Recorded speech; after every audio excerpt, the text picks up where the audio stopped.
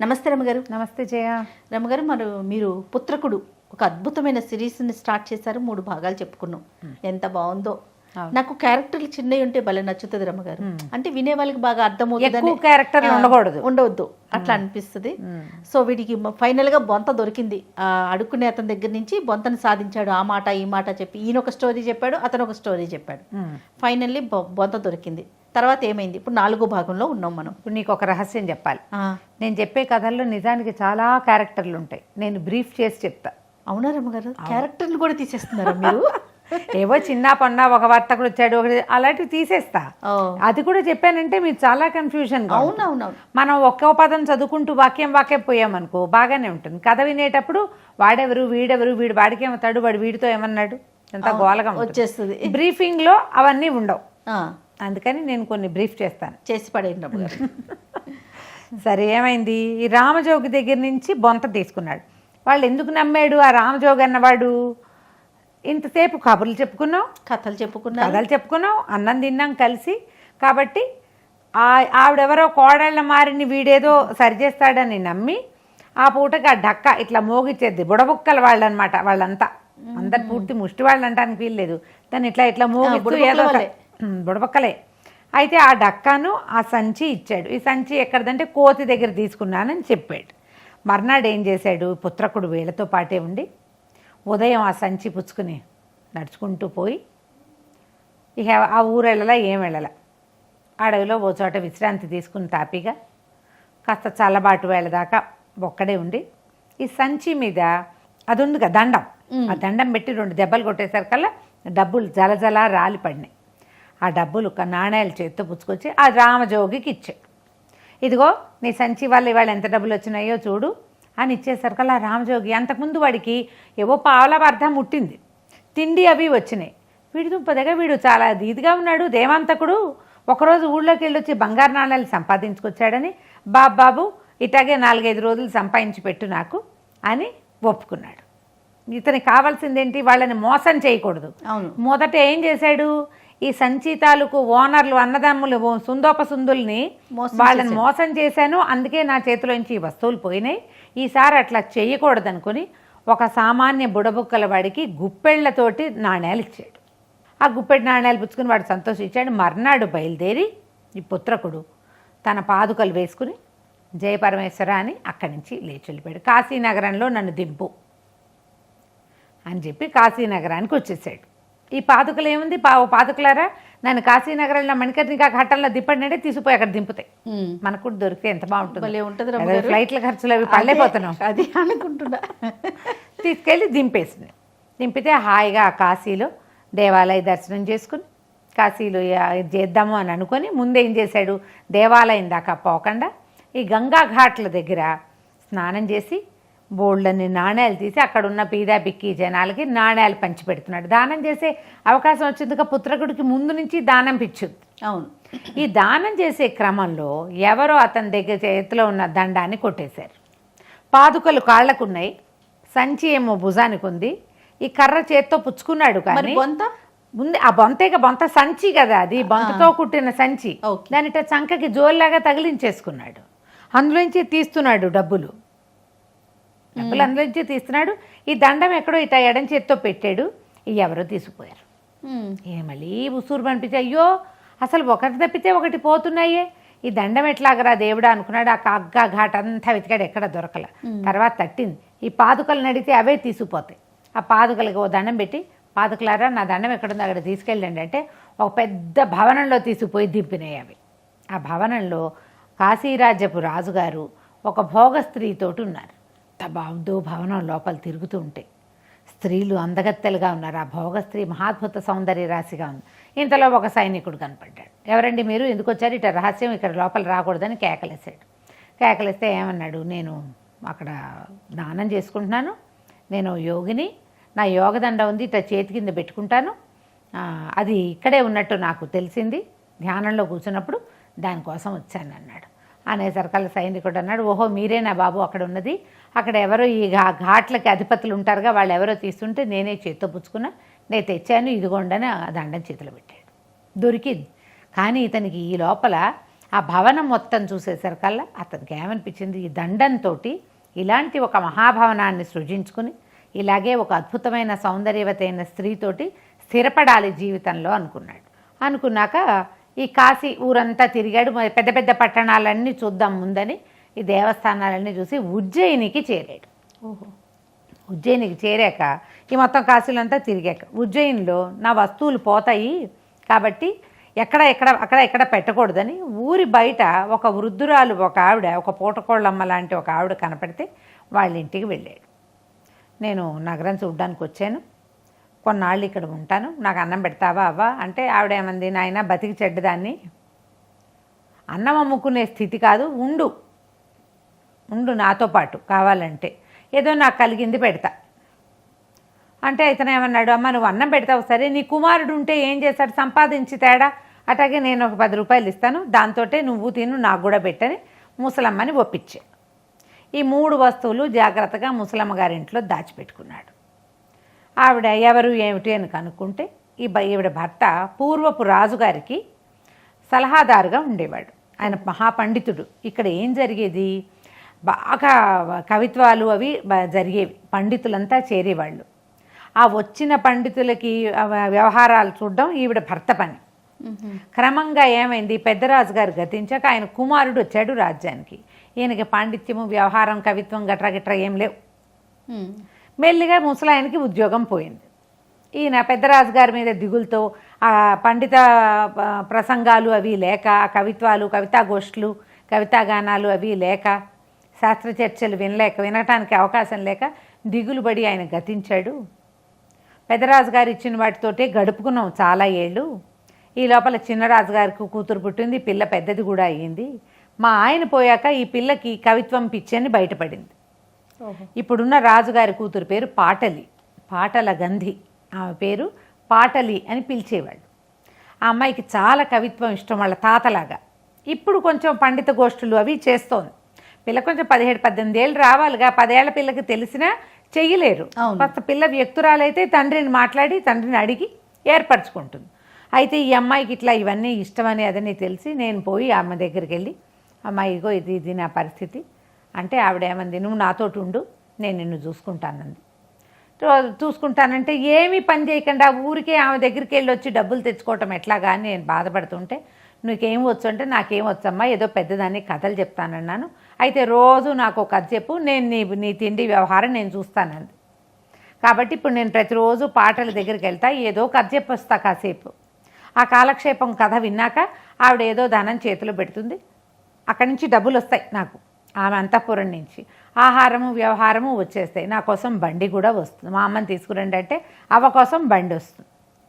సరికల్లా పుత్రకుడు అన్నాడు, ఇంతేనా అవ్వ, నేను ఎంత బాగా చేయగలను, నీకు పెద్ద పెద్ద కథలు చెప్తా, నేను చెప్పిన కథ తీసుకెళ్ళి నువ్వు పాటలకి చెప్పుకో, ఎందుకంటే ఈవిడికి కథలు అయిపోయినాయి. ముసలావిడ ఆసెమ్మ ఓసెమ్మ చెప్పింది, తర్వాత ఎక్కడి నుంచి చూస్తుంది, మళ్ళాగా పుస్తకాలు లేవు అప్పుడు కదా. అందుకని ఈవిడ ఏం చేసేది, ఊళ్ళో వ్యవహారాలన్నీ చూసి ఏవో ఒక 4 వ్యవహారాలు చెప్పొస్తోందిట. అట్లా చెప్పద్దు, నేను నీకు కథ చెప్తానని పెద్ద పెద్ద కథలు చెప్పాడు పుత్రకుడు. ఇతను చెప్పిన కథని యథాతథంగా ఈ ముసలావిడ తీసుకుపోయి పాటలకి చెప్పేది. ఈ పాటలు వినగా క్రమంగా అడగటం మొదలుపెట్టింది, ఈ కథ ఎక్కడి నుంచి తెచ్చావు, నువ్వు ఎక్కడ చదివావు, నీకెవరు చెప్పారు అంటే కొన్నాళ్ళు పోయాకి చెప్పేసింది. పుత్రకుడు వల్ల ఇలా ఒక కుర్రవాడు వచ్చాడు, అతని వల్ల నాకు ఇది సాధ్యమైంది అనేసరికల్లా అతన్ని నా దగ్గరికి తేవా నేను అతని కథలు సముఖంలో వింటానని పాటలు అడగటం మొదలుపెట్టింది. ఆ అబ్బాయి నిన్ను చూడాలనుకుంటోందని ముసలావిడ చెప్పింది. ఈ పాటలకి ఎలాంటి కథలు కావాలంటే, వయసులో ఉన్న పిల్ల ఏం కథలు వింటుంది సరదాగా, కాలక్షేపం కదా తనకు కావాల్సింది. ఆ కాలక్షేప కథల్లో ఇతను బోలని రకాల ప్రేమ కథలు అవి చెప్పాడు. శ్రీదర్శనుడి కథ పూర్వం చెప్పుకున్నాం మనం, తర్వాత ఎప్పుడైనా అవకాశం ఉన్నప్పుడు చెప్తాం. చాలా పెద్దది, అందుకని ఇందులో చెప్పట్లేదు. ఓకే. శ్రీదర్శనుడి కథ చాలా ఇంట్రెస్టింగ్గా బోలెడని భాగాలు, బోల్డ్ మెలికలు తిరుగుతుంది. ఈ కథలు విని ఆ అమ్మాయికి పుత్రకుడి మీద చాలా ఆసక్తి మొదలైంది. ఎంతసేపు అతన్ని అడిగేది, ఆ అమ్మాయి అడుగుతోందని ముసలావిడ వచ్చి పుత్రకుడికి చెప్పేది. క్రమంగా ఈ కుర్రాడి కూడా, వీడు కూడా 23-24 ఏళ్ల వాడు, ఆ అమ్మాయి మీద ఆసక్తి మొదలయ్యి, ఇప్పుడు రాజకుమార్తె దగ్గరికి వెళ్తే మనమేమో మామూలుగా ఉన్నాం, ఇలా కాదని రాత్రిపూట ఆ అమ్మాయి నిద్రపోయినప్పుడు వెళ్ళి ఏం చేసేవాడు, అక్కడ ఉన్న గంధంలో చెయ్యి ముంచి ఆమె మీద ఇట్లా చేతి ముద్ర వేసి వచ్చేవాడు. తెల్లవారు లేచేసరికల్లా అమ్మాయికి ముఖానికి గంధం రాసి ఉండేది, చేతివేళ్లతో రాసినట్టు తెలిసేది. ఎవరో వస్తున్నారని తెలిసింది కానీ ఎవరు వస్తున్నారో తెలియదు. ఒక 5-6 రోజులకి ఒకనాటి రాత్రి మెలకుగా ఉండి ఆ పాటలు ఈ పుత్రకుడిని పట్టేసుకుంది. ఇద్దరు పరస్పరం చూసుకుంటే చిన్నవాళ్ళు ఒకళ్ళ మీద ఒకళ్ళకి ఆపేక్ష ప్రేమ కలిగినాయి. ప్రతిరోజు పుత్రకుడు వెళ్ళిపోయేవాడు అంతఃపురానికి. రాత్రిళ్ళు వెళ్ళేవాడు, ఎవ్వరికీ తెలిసేది కాదు. ఈ ముసలావిడికి కూడా తెలియదు, ఆవిడకి కూడా తెలియదు. రాత్రిళ్ళు పడుకునేవాడు, ఆవిడ దారిన ఆవిడ పెద్దది కదా నిద్రపోయేది. ఎప్పుడైనా ఏ రాత్రి వేళ అబ్బాయి ఎక్కడికి వెళ్ళావు అని అడిగితే అలా వెళ్ళాను, నడిచి వెళ్ళాను, బాత్రూమ్కి వెళ్ళడానికి వెళ్ళాను, ఇలాంటివి చెప్పేవాడు.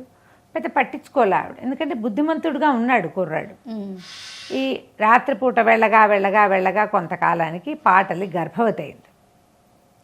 ఈ అంతఃపురంలో వీళ్ళు ఉంటారు దాసులు, వాళ్ళు కనిపెట్టారు అమ్మాయి నెలసరి లేదు, బయట చేరటం లేదు, మనిషి తేడా వచ్చింది, ఆహార విహారాలు మారినాయని చూడంగానే ఇలా రాజకుమార్తె గర్భవతిగా ఉందని చెలికత్తెలు చెప్పలేదు కానీ పై పనులు చేయడానికి పెద్దవాళ్ళు వస్తారు దాదులు, వాళ్ళు మహారాజుకు తెలియజేశారు. పోతుటీగా కూడా రాదు లోపలికి, సాయంకాల పూట కూడా ఎవరు రారు. అమ్మాయి ఎక్కడికి వెళ్ళదు అంతఃపురం వదిలిపెట్టి. ఎవరు వస్తున్నారు అది తెలియటం కోసం ఎంత కాపలా పెట్టినా అతను అందరూ నిద్రపోయాక అర్ధరాత్రి వేళ వచ్చేవాడు, తెల్లవారుజామున వెళ్ళిపోయేవాడు, మాయమైపోయినట్టే. అప్పుడు ఇక దాదుల్లో ఒకటి చాలా తెలివిగలది ఏం చేసిందంటే అమ్మాయి మంచం చుట్టూతా లత్తుకు పోసింది. లత్తుకంటే ఎర్ర రంగు కాళ్ళకి రాసుకునేది చూద్దామని. మర్నాడు ఏం చేశారు, తెల్లవారుజామున వచ్చాడు, వెళ్ళిపోయాడు ఇతను. మర్నాడు పొద్దున్న చూస్తే పాదాల గుర్తులు గ్యారంటీగా కనిపిస్తాయి. ఎట్లా లత్తుకలో అది పోసినప్పుడు మామూలుగా ఉంటుంది, ఎండిపోయాక అది ఒక రకమైన పిండిగా అవుతుంది. దాని మీద మన కాలు పడింది అనుకో, మన కాలు వచ్చి దాని మీద పడుతుంది. పడింది అంటే ఏమిటి, ఈ పిండి వెళ్ళి కాలుకి అంటుకున్నట్టే కదా. అప్పుడు ఇక ఎవరి పాదాలకి లత్తుకుందో ఊళ్ళో వెతకమన్నారు. మర్నాడు పొద్దున్న చూసుకున్నారు, ఎవరో మనిషి తిరిగాడు, మంచం దగ్గరికి వచ్చాడు. అటువైపు పాదాల గుర్తులు ఉన్నాయి, ఇటువైపు ఉన్నాయి. మంచం ఓ వైపు నుంచి ఎక్కి రెండో వైపు నుంచి దిగినట్టు కనపడుతోంది. సరే ఇక మొదలుపెట్టారు ఊళ్ళో వేట. సాయంకాలానికి ముసలమ్మ ఇంట్లో ఉన్న కుర్రవాడి పాదాలకి లత్తుక ఉన్నట్టు తెలుసుకున్నారు. ఎప్పుడైతే ఈ వెతుకులాట మొదలుపెట్టారో ఈ పాటలకి తెలిసిపోయింది తన తండ్రి ఏదో ప్రయత్నం చేస్తున్నాడని. ఇతను ఎప్పుడు వస్తాడా అని చూస్తోంది. అన్ని ఇల్లు అయిపోయాక ముసలం ఇంట్లో ఎవరు లేరు కదా, అందుకని వాళ్ళు కాదనుకున్నారు. కానీ చుట్టుపక్కల వాళ్ళు 2-3 చెప్పారు, ఎవరో కుర్రవాడు ఈ మామగారి ఇంట్లో ఉంటున్నాడనేసరికల్లా 2-3 సైనికులు వాకిట్లోకి వెళ్ళేసరికల్లా ఆ వాకిట్లో ఈ నీళ్లు చల్లుతారు కదా, ఆ నీటి మీద ఎర్రటి పాదముద్ర కనపడింది. అదేదో పురుష పాదముద్ర, ఇంత పొడుగ్గా. ఖచ్చితంగా ఈ ఇంట్లో ఉన్నవాడే, అతను ఉన్నాడా అని చూస్తే ఇంట్లో ఎవరు లేరు. వాళ్ళు కాపలా కాస్తూ ఉన్నారు, ఏదో ఒకవేళ ఇంట్లోకి వస్తాడు అప్పుడు పట్టుకోవచ్చు అని. ముసలావిడికి కూడా చెప్పలా, కానీ చుట్టూతా సైనికులు మోహరించున్నారు. ఆనాడేమైంది, ఇతను ఎక్కడికో వ్యాహ్యాలకి వెళ్ళి చీకటి పడేదాకా తోటలో పడుకుని రాత్రికి అంతఃపురానికి వెళ్ళిపోయాడు. ఇక్కడికి రాల. అప్పుడు తప్పించుకున్నాడు దైవికంగా.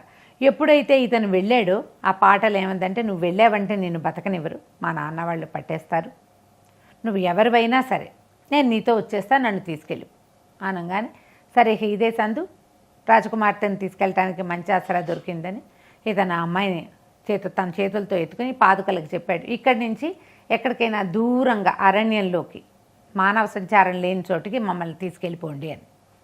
ఆ పాదుకలు తీసుకుపోయి ఇతన్ని ఒక అరణ్యంలో దింపి విత్ రాజకుమారి గర్భవతి రాకుమారి. వెళ్ళిన తర్వాత రాజకుమార్తెకి ఏమనుంది, ఇతని దగ్గరున్న మహత్యం ఏమిటో ఆ అమ్మాయికి పూర్తిగా తెలీదు. అతను రాత్రిపూట రహస్యంగా రాగలడు, అదొక్కటే తెలుసు. ఇతను ఏం చేశాడంటే, నువ్వు నాతో పాటు వచ్చేసావు, నీ పేరుతో నా పేరు కలిపి మనం ఒక రాజ్యాన్ని సృజించుకుందాం అని చెప్పి చుట్టూతా ఉన్న అడవుల్లో ఆ దండం తాలూకు కొసతోటి గీశాడు. 20-30 పల్లెల్ని పుట్టించాడు. చుట్టూతా పాటక జనం చేరారు. తర్వాత ఈ దండాన్ని తాలూకు మొదటి భాగంతో గీస్తే ఒక పెద్ద మహానగరం సృజించబడింది. ఒక పెద్ద నగరం, పట్టణం, చుట్టూతా పల్లెలతోటి పూర్తిగా ఒక సామ్రాజ్యాన్ని సృష్టించుకున్నాడు. వీళ్ళిద్దరి పేర్లతో కలిపి పాటలీపుత్రం అనే పేరుతోటి ఆ నగరాన్ని మొదలుపెట్టుకున్నాడు. ఇక్కడ ఏదో కొత్త రాజ్యం వెలిసింది అనుకున్నారు. ఆ పాటలీపుత్రం ఏంటి? ఇది మనకు తెలిసిందే. పాటలీపుత్రం ఎన్ని కథల్లో చెప్పుకున్నాం. అది ఆ పుత్రకుడు ఇలా తయారు చేశాడు ఆ నగరాన్ని. హాయిగా సుఖంగా ఉన్నారు. కొంతకాలానికి సంతానం కలిగింది. బోళ్ళంతమంది పిల్లలు పుట్టిన తర్వాత అప్పుడు అటు ఉజ్జయినికి ఇటు కాశీ నగరానికి యాత్రలు చేసి వాళ్ళతో సంబంధ బాంధవ్యాలు నేర్పి మళ్ళీ వీళ్ళ ఫ్యామిలీస్ అన్నీ కలుసుకునేలాగా చేసుకున్నారు. ఇతను ఏం చేశాడంటే వాళ్ళు మొదటి తించిని నగరంలో ఉన్నారుగా తల్లులు, ఇక ఆ తల్లులని తెప్పించేసుకున్నాడు తన దగ్గరికి. తండ్రుల్ని వదిలిపెట్టేశాడు. ఇంకేం అనవసరం కదా వాళ్ళు చంపడానికి చూసిన వాళ్ళని ఎందుకు.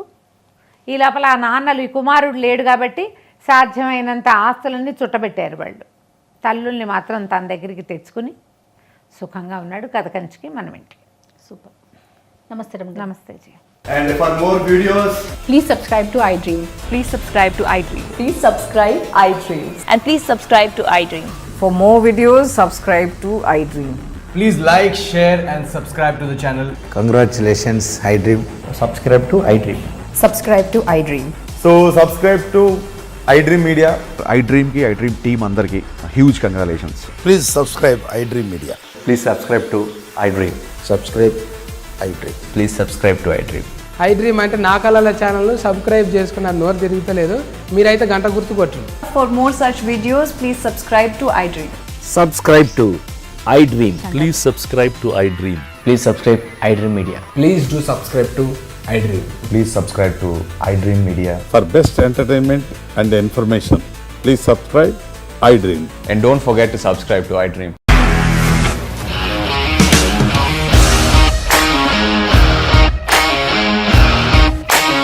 ఇండస్ట్రీలో కమిట్మెంట్ ఇష్యూస్ వస్తే నీకు కూడా వచ్చినట్టు. మార్నింగ్ తీసుకెళ్ళాడంటే కొట్టి పడేశాడు.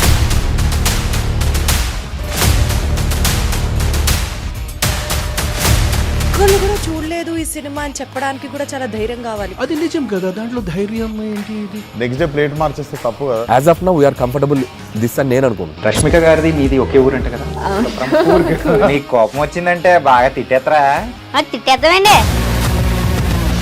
నిజంగా గేమ్ ని ఎలా చేంజ్ చేయగలిగారు? APSFC వాళ్ళకి 6 నెలల్లో నేను 6 లక్షలు కట్టా. బిజినెస్ చేయాలనుకుంటే it is as difficult as riding a tiger.